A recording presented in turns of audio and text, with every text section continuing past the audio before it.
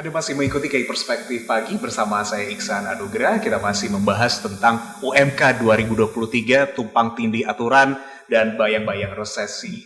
Selain Anda bisa mendengarkan di 102,9 FM KI Radio, Sobat KI juga bisa mengikuti siaran visual kami melalui website kastrimradiojember.com serta aplikasi X-Space Radio yang tersedia di Play Store Anda. Kita lanjutkan lagi pembahasan kita, karena tadi kita sempat menggantung ya Pak Aris. Yes. Apakah perusahaan ini mampu nantinya memberikan hak bahkan minimal saja untuk para pekerjanya? Betul. Tapi sebelum itu Pak, pertimbangan untuk kenaikan upah maksimal 10% sudah ideal nggak sama kondisi ekonomi saat ini? Ideal itu, saya balik bertanya. Ideal menurut siapa? Pekerja dengan pengusaha tidak memiliki semacam standar yang bisa dikumpul. Konsep dasar secara filsafati. Karena antara pekerja pengusaha, ya itu mesti ada hukum-hukum kepentingan yang bertolak belakang. Kemudian saya menginformasikan kembali menurut pemerintah, misalnya, apakah 10% itu sudah merepresentasikan ya, aspirasi kebutuhan yang berkembang? Itu kan persoalan juga. Sehingga 10% itu kalau saya konkretkan sebenarnya bisa menjadi metafor pertanyaan, apakah 10% itu sudah memberikan kesejahteraan Pak Aris kepada buruh? Kan begitu problemnya. Ya. Pertama secara normatif 10% dulu.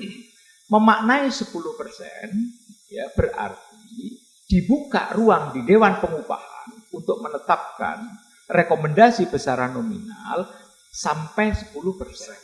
Di atas tidak diperkenankan, di atas secara normatif dilarang. Meskipun tuntutan di atas 10%. Betul, ya. Meskipun tuntutan 10%. Bahkan kalau dibuka keran bisa lebih dari 10%, 20% dikejar oleh buruh atau pekerja, kan begitu. Jadi 10% itu ya logika yang ada di dalam pemikiran saya adalah ambang batas yang diukur secara nasional berdasarkan beragam komponen ekonomi, dan itu couplingnya Mbak Ciplis nanti. Kan begitu. Nah, berikutnya yang tidak kalah penting, cukup banyak pertanyaan yang diberikan pada diri saya soal kesejahteraan. Apakah 10% sudah memenuhi kesejahteraan buruh atau pekerja? Kesejahteraan itu sama dengan cinta, kan? Tidak bisa diukur secara persisi. Tidak bisa diukur. Walaupun secara normatif ada kesejahteraan normatif, ada kesejahteraan sedemikian rupa dan sebagainya. Itu tidak bisa diukur. Jadi 10%, jadi soal kesejahteraan dengan soal regulasi itu adalah dimensi yang berbeda. Karena kalau kesejahteraan menurut buruh atau pekerja tidak ada batas, ya, yang pada gilirannya ini diberikan ruang untuk mencapai itu, maka fluktuasi ekonomi barangkali akan tidak kondusif. Nah, kira-kira begitu bahasa ekonomi saya, walaupun saya bukan orang ekonomi, ya saya tidak berbicara banyak soal ini karena ini couplingnya Dr. Ciplis, gitu loh. Ya saya bicara soal regulasinya saja. Sehingga kata kuncinya bicara soal nominal besaran UMK terkait dengan kesejahteraan adalah dua komponen yang berbeda. Itu Mas Iksan. Selama beberapa tahun terakhir itu kalau kita lihat tidak ada kenaikan ya. Bahkan start di angka 2.335 ya, sekian. Betul. Itu sudah melewati masa-masa pandemi awal ya 2021, 2022. Betul. Ini nggak berbenturan sama hukum, Pak. Oke. Pertanyaan itu selalu memicu ya pada diri saya sebagai akademisi. Ya, merupakan kebutuhan penting, mendesak dan mendasar bahwa sistem pengupahan di Indonesia itu perlu dilakukan penataan ulang. Karena apa? Hakikat hubungan kerja itu, dominasi pengambilan keputusan ada di ruang privat. Pekerja buruh dengan pengusaha, kontraktual. Ya. Tetapi di dalam regulasi dan peraturan perundang-undangan yang ada, justru pemerintah menentukan rumusnya. Rumus-rumus itu tidak akomodatif terhadap aspirasi kedua belah pihak. Di sini problemnya. Coba kalau kita berkaca di berbagai negara, ya. Katakanlah KI Radio ini satu perusahaan, ya. Banyak statusnya sebagai pekerja atau buruh.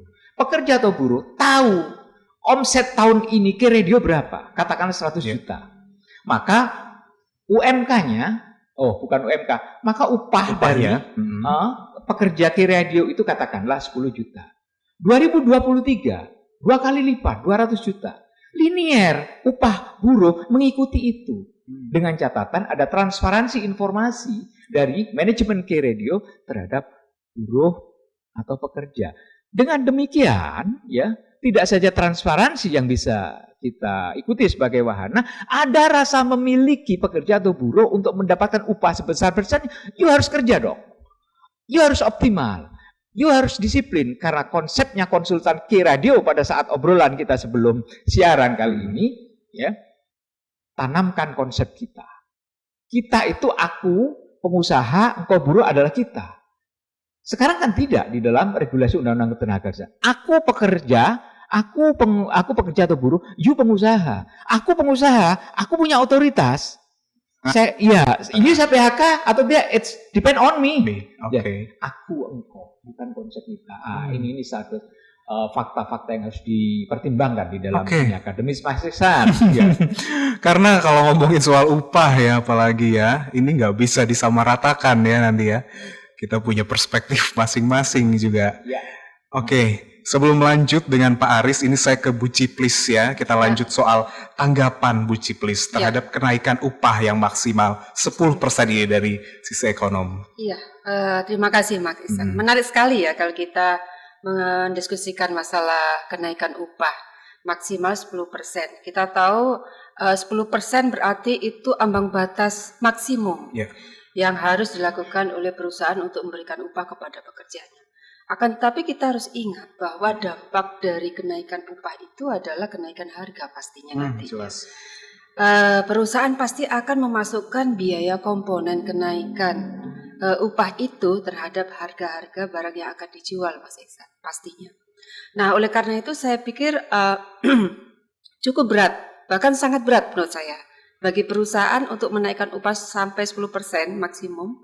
Karena tidak lama, 2 tahun itu mengalami pandemi, Mas. Masa pandemi, mau tidak mau perusahaan mengurangi tenaga kerja. PHK banyak sekali. Kemudian barang-barang tidak banyak terserap di pasar. Oleh karena ada social distancing dan sebagainya. Oleh karena itu saya pikir ini merupakan penyesuaian dari dampak kenaikan harga-harga secara umum yaitu inflasi. Oleh karena itu, di dalam sebuah peraturan pengupahan, pastinya angka 10% sudah diperhitungkan secara matang terkait dengan komponen inflasi dan pertumbuhan ekonomi suatu daerah. Oleh karena itu, tidak boleh secara berlebihan menaikkan upah, karena itu dampaknya seperti spiral efek terhadap kenaikan harga. Nanti kejar-kejaran Mas Iksan. Begitu upah naik, harga juga naik. Kita pernah mengalami masa itu di masa Orde Baru ya. Begitu akan mengumumkan kenaikan PNS, gaji PNS, gaji belum naik, harga sudah naik duluan. Nah, itu juga merupakan perilaku pasar Mas Iksan terhadap respon atas kenaikan upah. Nah, itu saya alami walaupun saya waktu itu masih SD atau SMP ya waktu itu ya. Kenaikan gaji PNS akan diumumkan oleh Pak Harto. Jadi kenaikan harga secara umum itu naik duluan dibandingkan dengan gaji. Nah, tapi sekarang tidak boleh ya. Artinya kita harus mengikuti regulasi pemerintah bahwa ketika kenaikan upah itu belum itu diumumkan, maka kenaikan harga tidak boleh melebihi dari kenaikan yang sudah ditentukan. Seperti itu Pak Desa.